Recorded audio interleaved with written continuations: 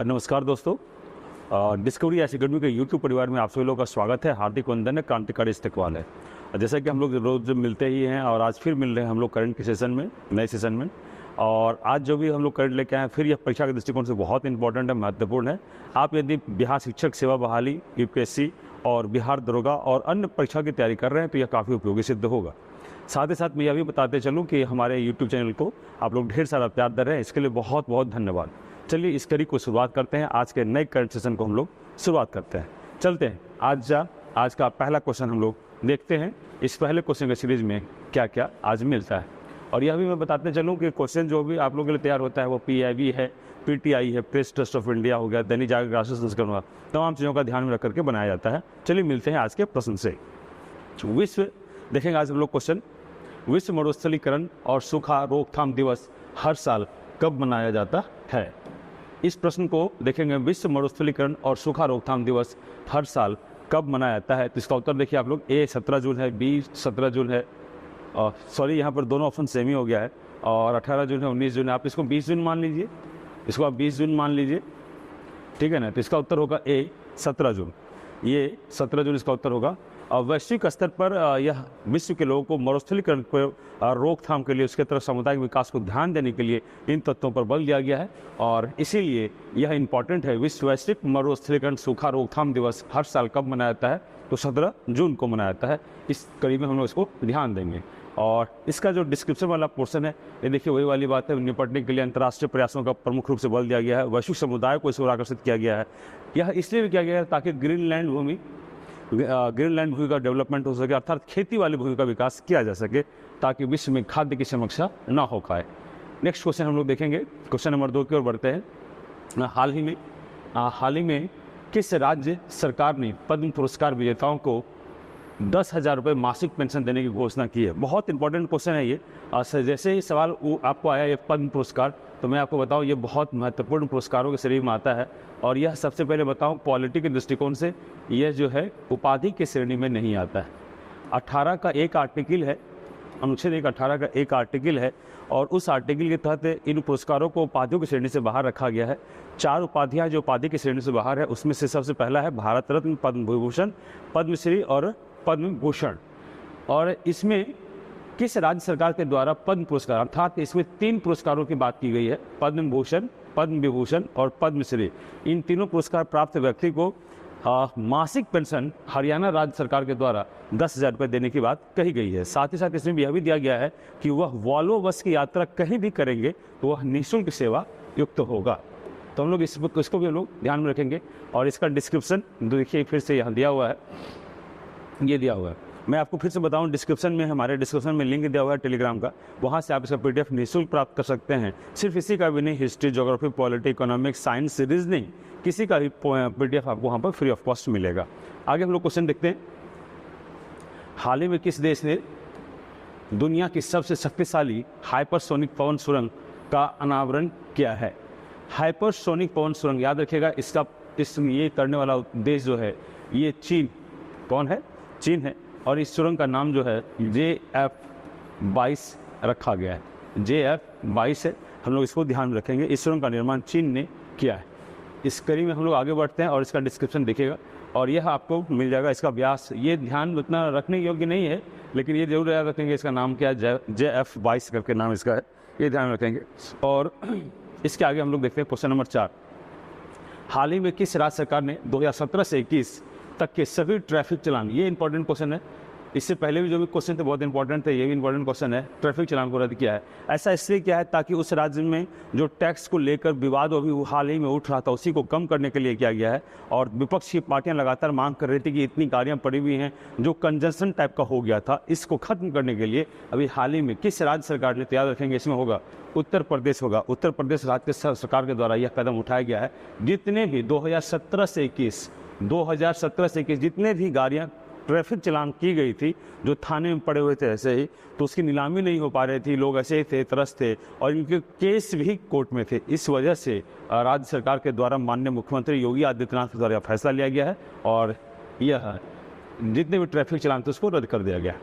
आगे हम लोग देखेंगे क्वेश्चन नंबर 5, ये व्याख्या है, देख लीजिएगा। क्वेश्चन नंबर 5 है, हाल ही में भारतीय रिजर्व बैंक ने कितने शहरी, ये बहुत इंपॉर्टेंट क्वेश्चन है, ये कल भी मैं कराया था करंट सेशन में, तो आप लोग ध्यान में रखे होंगे। और यहाँ देखिएगा कितने रिजर्व, कितने शहरी सहकारी बैंकों का, ये कल भी कोऑपरेटिव बैंक की बात में किया था, तो इसके लिए क्या कितने शहरी, तो 4 प्रमुख उपाय को अधिसूचित किया है। इसमें है 1050, 1295, 1514, 1810, हम लोग याद रखेंगे। इसमें 1514 होगा, 1514 होगा। सहकारी बैंक का विकास इसलिए किया जाता है ताकि ग्रामीण क्षेत्रों में कुटीर उद्योगों आदि तत्वों के विकास के लिए इसको ज़्यादा बल प्रमुखता से मिल सके, याद रखिएगा। मैं उसी ने बताया था सहकारी बैंकों के विकास के लिए, भारत के सहकारी संस्थाओं के विकास के लिए भारत के संविधान में एक अलग से भाग जोड़ा गया था, वो 14 का ख, ये भी हम लोग ध्यान में रखेंगे। आगे हम लोग देखते हैं क्वेश्चन नंबर 5 का ये व्याख्या है, देखिएगा 1514। अगर क्वेश्चन नंबर 6 आने से पहले कुछ मोटिवेशनल स्पीच है कि रख हौसला वह मंजिल भी आएगा, प्यासे के पास चलकर समंदर भी आएगा, थक कर ना बैठ जाए मंजिल के मुसाफिर, मंजिल भी मिलेगी और मिलने का मज़ा भी आएगा। ऐसा इसलिए हम लोग कहते हैं क्योंकि एक चीज़ की जब तैयारी कर रहे होते हैं लगातार, तो हम लोग परेशान हो जाते हैं, तमाम तरह की समस्याएं हो जाती हैं, एक ही चीज़ को करना डेली बोरिंग होने लगता है। इसीलिए परेशान नहीं होना, अपने लक्ष्य की तरफ जो है बहुत जागरूकता से, सुदृढ़ता से आगे बढ़ना है और हम लोग को करना है ताकि हम लोग लक्ष्य की प्राप्ति कर सकें। इसीलिए ये चीज़ है, कुछ मोटिवेशन टिप्स हैं। ये 6वां नंबर क्वेश्चन है, 2021 से 25 तक कोयला और लिग्नाइट, 2021 से 25 तक कोयला और लिग्नाइट की खोज योजना का परिव्यय कितना है। याद रखिएगा, कोयला की ही एक ये है, उसकी प्रजाति जाती है लिग्नाइट, बिटुमिनस, एंथ्रासाइट, इस तरह कोयला की प्रजातियाँ होती है, उसी के संदर्भ में है ये 21 से 25 के लिए। इसकी परिव्यय की बात किया गया है, इसमें देखिएगा 2250 करोड़ रुपए, 2980, 4588 और 5223। तो इसमें जो है भारत सरकार के द्वारा 2980 करोड़ रुपए का बजट को तय रखा गया है। बहुत इंपॉर्टेंट है, ये प्रश्न भी बन सकता है, हम लोग इसको ध्यान में रखेंगे। अब मैं 6 का व्याख्या बोल चुका हूँ, ये व्याख्या है, आप पीडीएफ के माध्यम से टेलीग्राम से जुड़ेंगे तो वहाँ पर पीडीएफ में सब बोल ही दिया हूँ कि किसके लिए इंपॉर्टेंट है, क्या क्या है, ये चीज़ है। आगे हम लोग देखते हैं क्वेश्चन नंबर 7 को देखते हैं, और अमरावती टाइगर रिजर्व कहाँ स्थित है, ये 7 का व्याख्या है। और ये देखिए, इसका आंसर मैं पहले बोल चुका था, तेलंगाना है। और यहाँ पर मैं बोला था कृष्णा नदी, वो इंपॉर्टेंट है, ये सब देख लीजिएगा। और शावक ने कितने बच्चों को, 10 शावक बाघों ने जन्म दिया था, ये भी ध्यान रखिएगा। अगला है 8वां क्वेश्चन है, 8वां क्वेश्चन को हम लोग ध्यान में रखते हैं और इसको लेके चलते हैं। हाल ही में वित्तीय वर्ष बहुत इंपॉर्टेंट है, 2000 वित्तीय वर्ष 2023 के इस तरह के सवाल आते हैं, तो यह ध्यान में रखना है कि ये सवाल पूछने के चांसेस ज़्यादा होते हैं। ठीक है, कौन सा देश भारत में चौथा सबसे बड़ा निवेशक बनकर उभरा है, बहुत इंपॉर्टेंट है। सबसे बड़ा निवेशक चौथा, फोर्थ के बारे में बात कर रहा है। ऑप्शन है ए जापान, अमेरिका, इंग्लैंड और यूएई।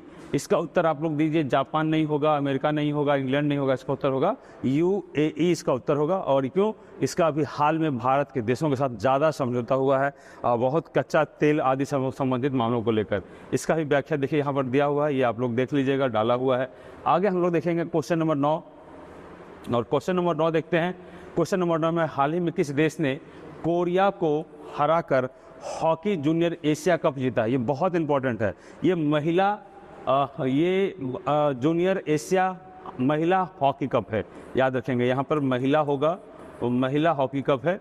या भारत ये जीता है, इसमें किसको हराया है, भारत जीता है, और इसमें कोरिया को हराया, ये ध्यान में रखिएगा। मैं आपको बताते चलूँ, अगर इसका डिस्कशन व्याख्या में बताऊँ तो इससे पहले 2012 में हम लोग फाइनल तक पहुँचे थे, तो ये सबसे बड़ी बात है। इस बार हम लोग इसमें फाइनल में जीते हैं और भारत जीता है। किसको हराया है, याद रखेंगे, हम लोग कोरिया को हराया है।